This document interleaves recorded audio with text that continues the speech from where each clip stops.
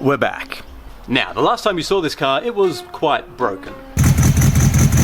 I thought it was an air leak at the base of the carburetor here. If you don't know what a carburetor is, it's basically a device full of tiny channels and jets which mixes the air and the fuel before it goes into the engine. And if you're getting too much of one or the other, the car runs like, well...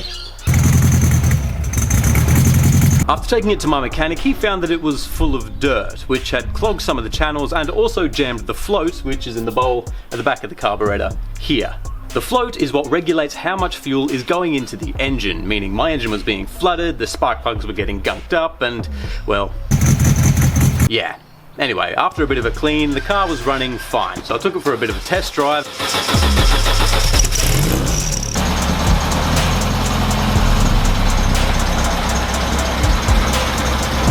All was going quite well until... Okay, first problem of the day. Something is... oh, happy.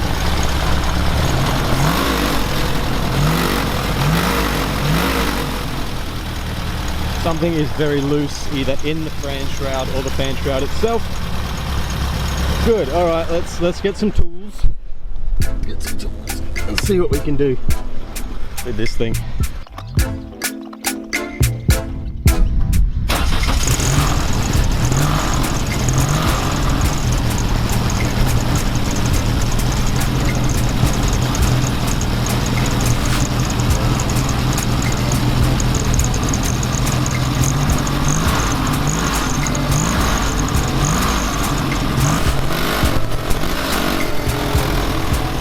Alright, well, it looks like we're turning around and going home.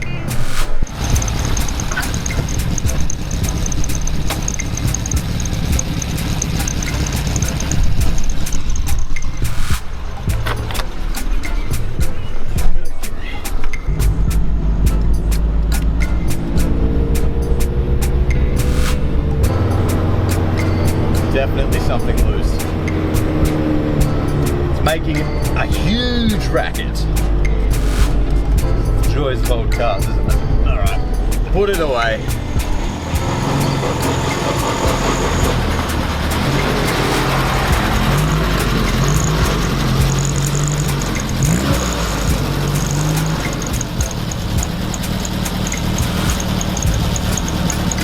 Seems to be one thing after the other with this car at the moment, but picking up from last video, we had that big fuel leak that I took it down to the mechanic to try and fix. And I thought it was fixed. It seemed to be fine for the past week or so, but it's back. It's back exactly the way it was before. And we have a new problem too.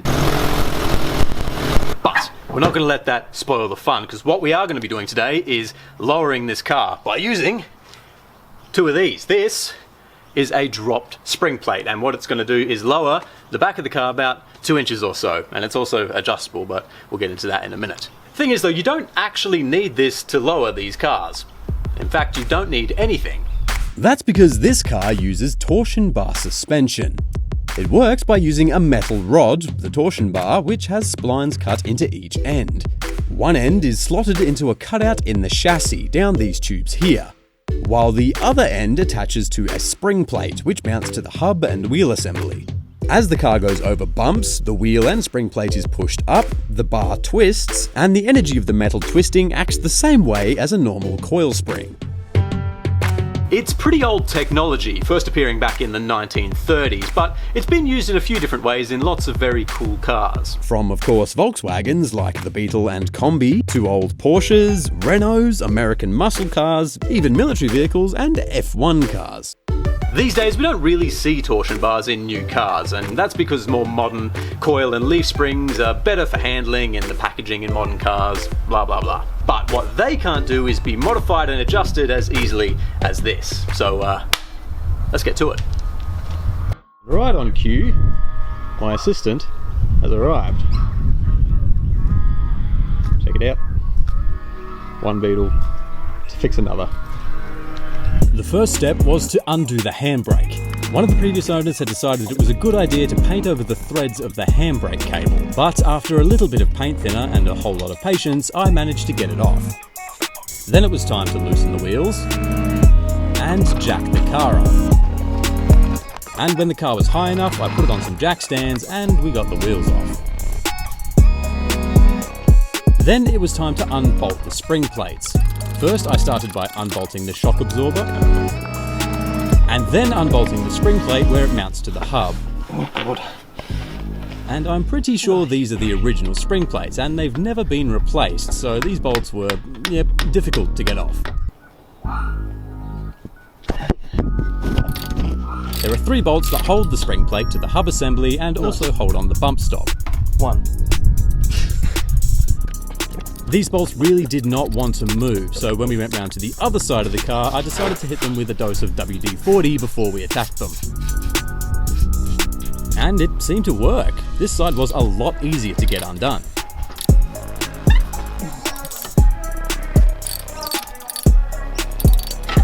When all the bolts were removed, Moment of truth. Moment of truth. the hub assembly and axle has to be pulled back out of the way so we can remove the plate. Unfortunately, I hadn't quite undone the handbrake cable enough, so it was a bit tricky getting the hub far enough back to get on the jack stand. Then it was time to undo the spring plate cap. Under here is a rubber bush that sits on the end of the spring plate. There we go. That rubber bush looks good too, so we can reuse that.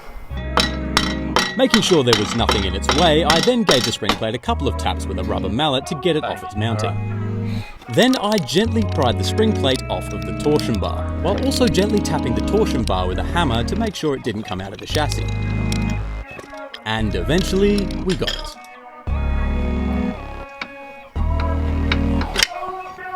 There it is. Make sure that's still in there. So we're going to reuse these, and we'll put just a smidgen of grease around the inside of that. Watch that can go on these slides there. So if this job ever has to be done again, it won't be impossible. With the bushes greased up, it was time to slot the new spring plate into place. I scratched a mark into the chassis where the old spring plate was sitting to make sure I got this one into the same position. And then it was just a matter of gently pushing the spring plate onto the spline.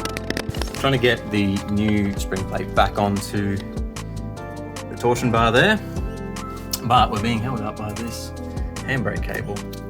It's not letting me bring this bar down to where it needs to be to slot onto the splines. You can just see there, I scribed where the last one was, so pretty much where it is now is bang on, but it's not quite sitting on a spline, and we're being held by that. It's being fiddly, but it will not defeat us, probably.